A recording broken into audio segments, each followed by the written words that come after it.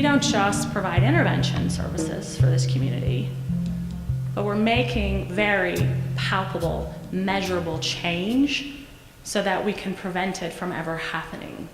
And then that's the final element that we're able to bring to the agency, is we've created, and now implementing a prevention curriculum, a 9-week school-based curriculum at the middle school level and the high school level, so that we can really start talking with our youth about what are all of the underpinnings in society that contribute to a rape culture, that contributes to a society where there is a percentage of the male population that feel very entitled to purchase boys and girls.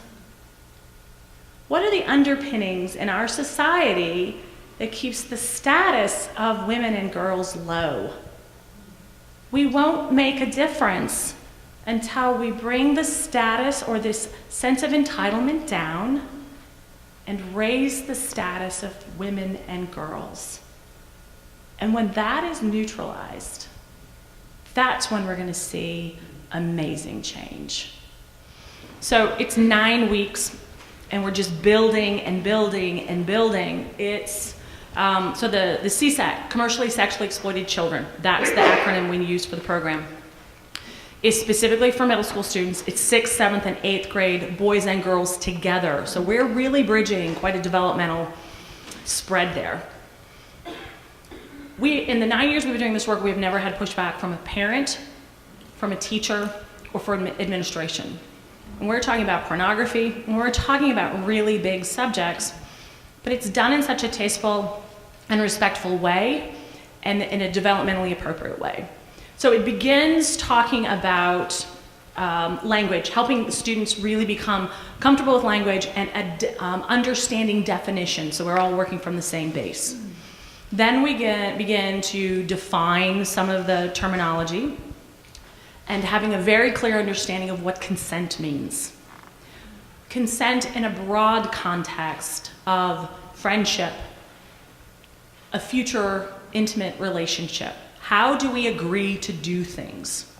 And then from there, we begin to move on to what do healthy relationships look like, and building there. Healthy friendships, intimate relationships, and the reality is the children are younger and younger and younger when they become sexually active. And we know that they're sexually active in middle school, 7th and 8th graders. So the staff has been very, very receptive to us doing the work. We're looking at issues of oppression that's early on, really understanding how we as a society are affecting the way in which boys and girls see themselves and see each other, how we're treating one another, how that begins to change the mindset of our expectations of one another. Social media is very important. So we're looking at how social media informs girls and informs boys. They become extremely skilled at dissecting both print and moving picture and how that affects them. The curriculum is based on social learning theory, so that adolescents learn both anti and pro-social behavior from their peers, their family, and other influential adults. So if we can begin to start addressing how they're receiving that information, training staff and other social service providers on what they need to be modeling and reinforcing, we begin to shape their behavior that way. And then we start working on bystander intervention, which is another primary prevention technique where adolescents are responsible for one another. That we cannot expect children to be able to say no because of the power differential when they're working with when an adult is beginning to manipulate them. That's why just saying no techniques never work. I mean, we look at how we socialize our children.